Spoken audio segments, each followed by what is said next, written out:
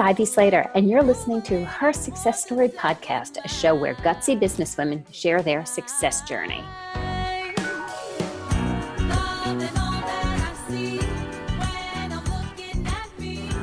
Hello, and welcome to today's episode of Her Success Story. Today, my guest is Peter Ruppert.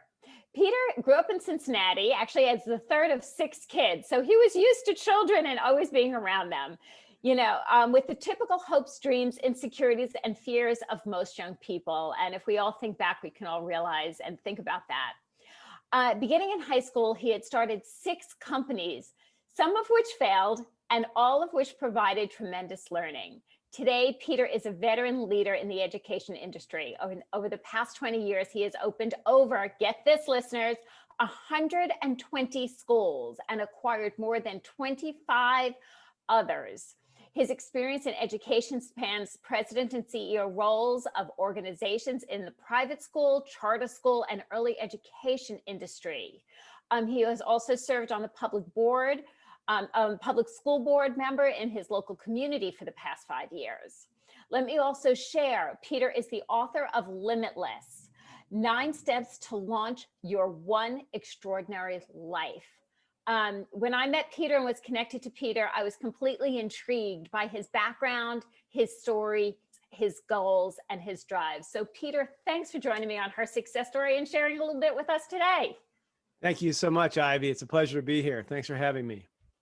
So, tell me, that's a lot of schools to open in a short, in a literally, short amount of time. And there's so many places I could be jumping in here, but my first question is, how did you get into the business of education? Where did this come from? Yeah, well, that's funny because I'm not an educator by training. I went to undergrad. I was an economics major. Then I started out with Procter & Gamble in sales and sales management as a graduate out of college. And then I went to business school. And after business school, I was in consulting. And then the funny story is one day, my father-in-law, who was an executive recruiter, came to me and said, "Hey, there's an interesting opportunity with a company up in Michigan." At the time, my wife and I had lived in Chicago, and it's this new thing called charter schools. And I'm doing the search for the president, and the owner of the business is looking for a business person to run his education company.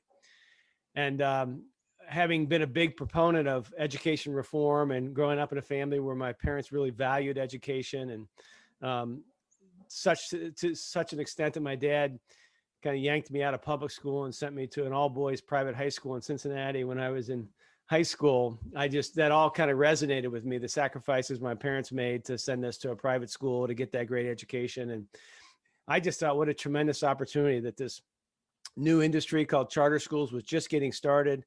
The owner had some big dreams for it. And I felt like, what a great way to do well by doing good, kind of grow a significantly sized business while also changing education and providing better opportunities for students.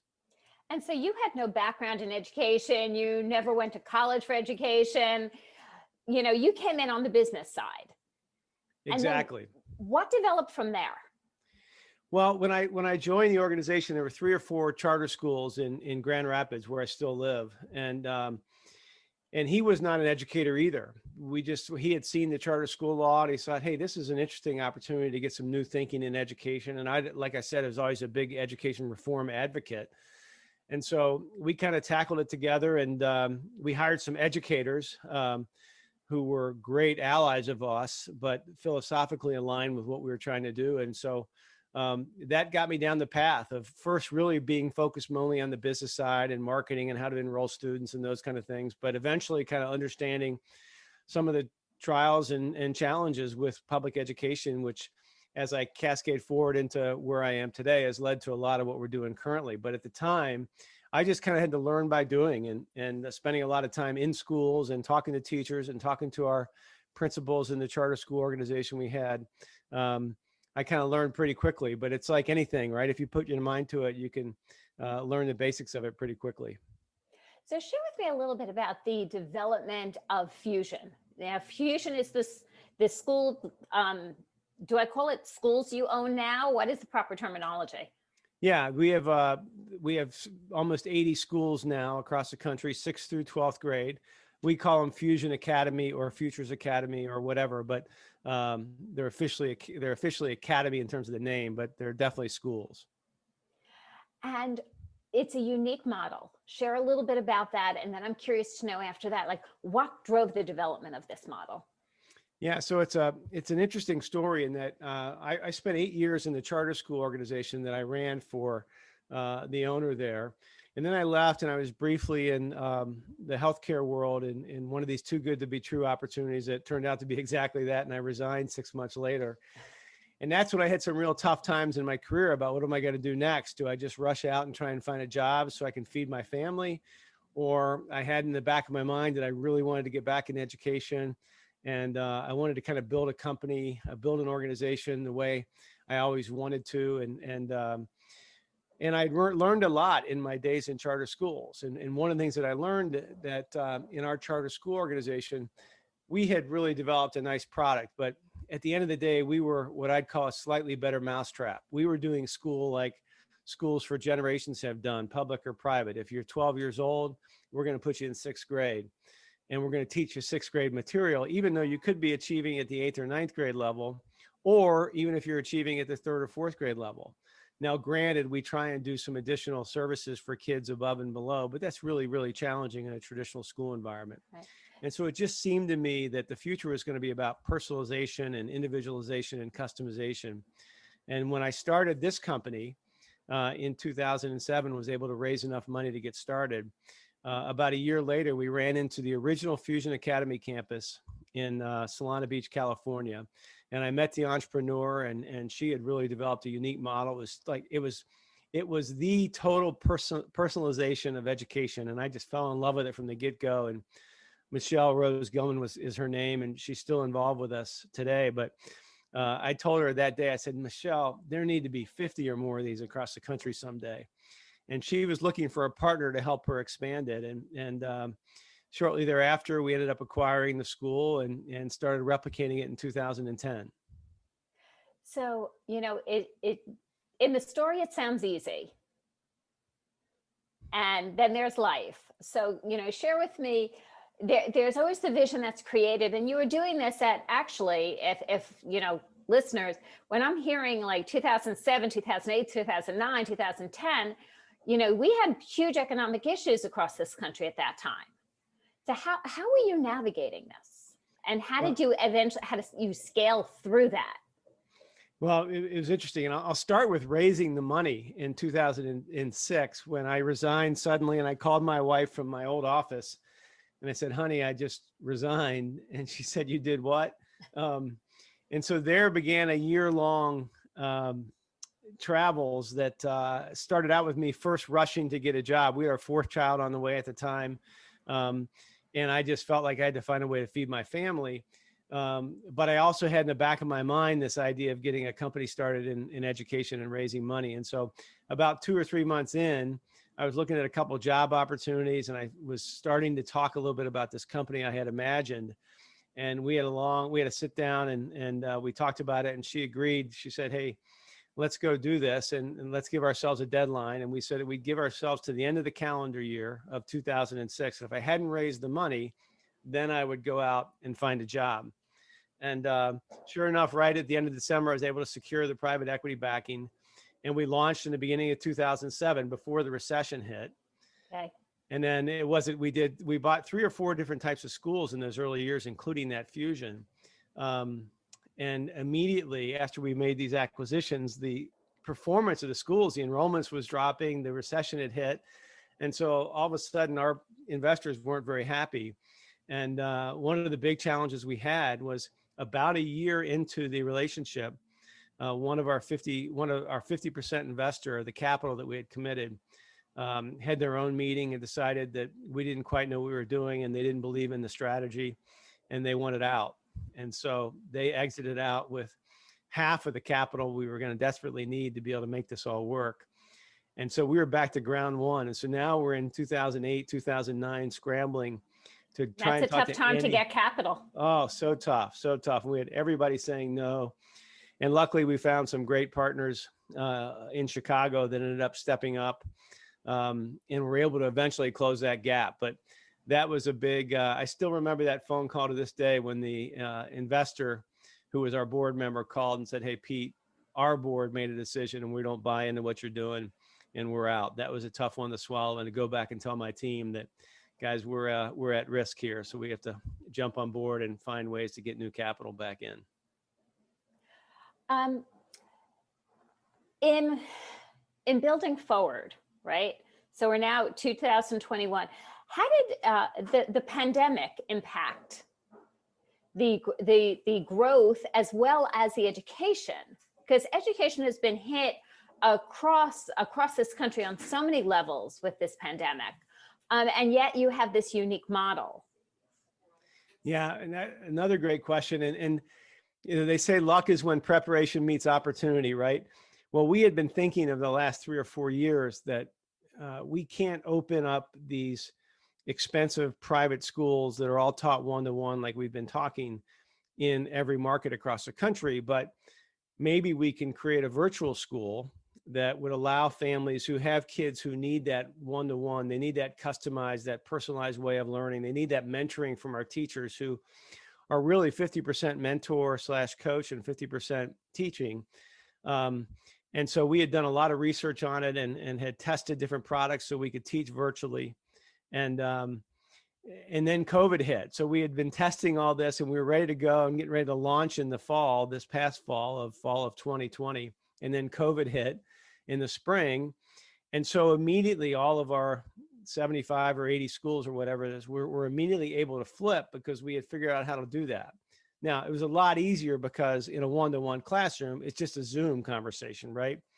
But between Zoom and some technology and some systems we were built behind it, we were able to really switch without even missing a beat and still provide that full school day for our students. We didn't have to postpone education at all. And so we're in a much better position than most traditional schools. We had to kind of relearn how to do this. And then we kind of opened our virtual school. We rushed it to get it open in late spring a little bit, and then had a formal opening this fall, and that's gone gangbusters since then. You know, there's been so many, what I'll refer to as the silver linings of this pandemic. And it sounds, the story you just shared is a little bit of a silver lining, and it's so often we have so much in place. Like, technology was so ready for the pandemic. We weren't ready for the technology. And as an opportunity presented itself, we stepped forward. And it sounds like that's what you did with Fusion. You stepped into this opportunity that was there with systems that were in place and ready for you. Yeah, we did. We were blessed and we were ready. So that was fortunate. And it wasn't easy. It's a burden for our teachers. I mean, imagine a teacher having to teach all day long, one-to-one, and having those detailed conversation and mentoring along with it. And that's just hard to do when you're not in the same room with some students like we typically are.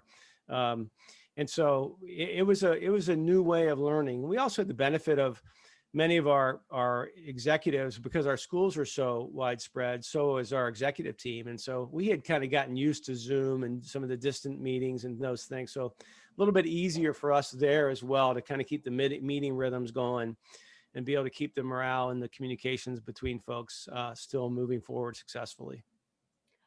One of the things that I greatly admire is you always find time for more. Okay. So listeners, just so you know, every podcast interview, any interview I do, I always have a few conversations with my guests. I truly love to get to know people. And in our conversations, prior to today's recording with Peter, one of the things I truly admire is you always have space to add more. And it is more schools, you added a book. Share a little bit of the more as you just keep layering on. A pandemic wasn't enough, just layer on some more. Well, I'm not sure my wife would say that's it's an admirable trait, nor probably would my team. But that's a good question. I think I've always challenged myself to constantly strive to get better. I'm surrounded by some great peers that I work with on a regular basis. I'm so passionate about our mission of changing kids' lives, and I just think one more schools means 100 more kids that we can impact, and 100 more, and a dozen more, 15, 20, 30 more teachers we can hire, and more opportunities we can create. Um, and then, my book is such a recap of all the ups and downs I had throughout my career, and many downs early on, and some mistakes I made. And what started out really was a list for myself that I created about what I had studied successful people, and I found these common themes or common traits that were almost universal in all these different folks I studied from all walks of life. And so I captured these for myself as kind of a guide or an inspiration. And then when my kids, my oldest son entered middle school, I decided to retype it and laminate it and put it on their bathroom mirror, thinking they probably didn't want to listen to their dad talk about what it took to be successful, but maybe they'd read it while they brushed their teeth. And then that eventually led to a conference, and one of our conferences at Fusion, and a number of people came up to me and after seeing the list and said, "Hey, you should turn this into a book." And so it's been a labor of love, and I wanted to create something that was really powerful, but not so long. There's enough 350-page books about success out there. This is 150 pages. It's hard hitting. It's not me reinventing anything. All I did is share what I think that successful people commonly do, and enable the reader to have their own little reference guide, make it short and sweet, but yet powerful and hard hitting, so they can achieve their limitless future like I've tried to strive for. Would you be open to sharing one of those little tips with us today? Sure. Well, the first chapter in the book is titled "Win the Battle in Your Head." And I think many of us have this internal battle that we struggle with every day. And the reality is, I don't think most people realize that every single person, even successful people, struggle with this battle. And I describe it as we all have this internal voice in our head, or two internal voices. One is the positive voice and one is the negative voice. And no matter how successful we are, there's always a negative voice saying that, hey, you shouldn't do this, or you shouldn't try this, or you're not going to be successful at it, back away, don't take this risk, etc. And I think the difference between successful people and people who struggle or are frustrated is that the negative voice wins out all too often. And so I talk a lot in the book about ways to reframe that debate in your head, and help people focus on the positive things in their lives, and to think about tomorrow is a brand new day to a brand new life. And it doesn't matter what's happened in the past. If we can start to win that battle and reframe the debates and the conversations we have with ourselves, then everything else opens up to us. I can't agree with you more. I'm 100% a strong believer in a positive mindset, a positive outlook, and following through with positive language. And I'm consistently working with my clients and so many people I touch on framing things in a positive, and how to look at things from in my 7 traits of great leaders, I have trait number 7, which talks about what can I do attitude, right? What can I do? As opposed to, looking at that attitude, oh, this is hard. Oh, this could be challenging. Oh, this could be a problem. It's like every day we show up and we say, hey, what can I do? And what can I accomplish? And it's that shift in perspective, that shift in mindset that is so powerful in leadership, in success. And I just really also want to highlight, because it means the world to me, everybody, listeners, the people who've followed her success story for a while, I have a huge passion around the giving back world, the nonprofit world, showing up for others world. And I just want to really highlight that 100% of all proceeds to Limitless are being donated to the Fusion Scholarship Foundation. And I think that's, such an important piece. One thing I'm a firm believer in, speak out very greatly about, is changing the world is educating the children of the world. The more we can expand their minds, the better worlds we will have. So I appreciate everything you're doing. I wish I knew more about Fusion when my kids are younger. I could tell you that. I love it. So less tips of thoughts or advice for our listeners today on a leadership perspective when they're out there growing, scaling, building teams and building organizations. Well, a couple things come to mind when I think about what is it that separates great leaders from the run-of-the-mill leaders or quote unquote managers. And I think first and foremost is trust. Great leaders establish trust within their team. And if you don't have trust, then you're just a leader in title. And people, I love this adage. I think I first heard it from John Maxwell, but people don't care how much you know until they know how much you care. And I think that's a foundation of what great leadership is all about. Another thing I'd throw out there, Ivy, is just this idea, and I talk about this in the book, of the importance of establishing a big visions. So many leaders fail to kind of create what that end zone or what that mountaintop looks like and get their team fired up about doing something that might even seem impossible today. But if you create that big, compelling goal that has a way of uniting your organization, you're going to have a lot more success going forward, and that'll get your team excited. And I think that is so true. It is so true. As leaders, our job as leaders isn't always just to be spending on the present. But it's to be looking not the immediate future, the next future, and then the long range future and seeing, trait number one is what I believe is see possibility. If you don't play with and see possibility out there, you will never grow that far. Amen. And the other thing I love to say is as above, so below. I mean, an organization is constrained by the vision of the leader and their skills. And so, great organizations will never achieve great things unless the leader has his or her eyes on achieving great things. Yep. And I made, just to tell a quick story, but when I started the business back in 2007, when I started Fusion, we only had a couple of employees, and we did our initial strategic planning. We created our vision, and we decided that even though we only had 2 or 3 employees, including myself, and 0 schools at the time, we created our vision that our vision was to, by someday, have 100 schools serving thousands of kids across the country.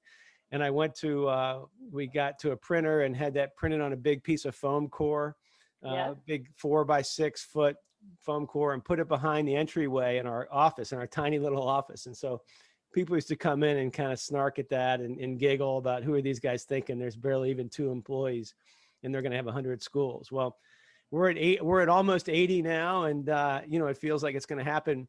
It's almost a no-brainer at this point, but it all started by thinking much bigger than really was conceivable and getting people excited about what we could do and what as an organization we could achieve and how many thousands of kids we could positively impact through that.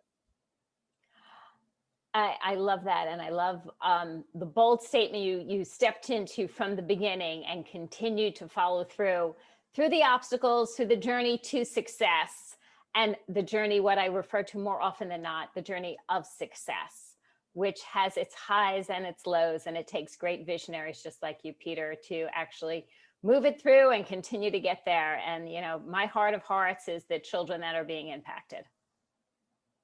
Thank you, Ivy. Yes, we're very blessed, and we have so many exciting people and great people on our team who are all committed to doing this for kids, and it makes it so rewarding every day. So, Peter, how can our listeners learn more, know more about you, know more about Fusion? Probably the easiest way is to go to my website, which is www.peteruppert.com, PeteRuppert.com. And there you have links to our school models, Fusion Academy and Futures Academy are right there. There's a little more information on me. People can email me if they have any questions or want more information. And there's also a link to my book, so they can just click on the book and order. It'll take you right to Amazon right there, and they can order the book that way. I love that. And listeners, remember, every book you order, you're affecting and impacting a child out there in their learning, growth, and education, which touches my heart. Pete, thank you so much for joining me here today at Her Success Story.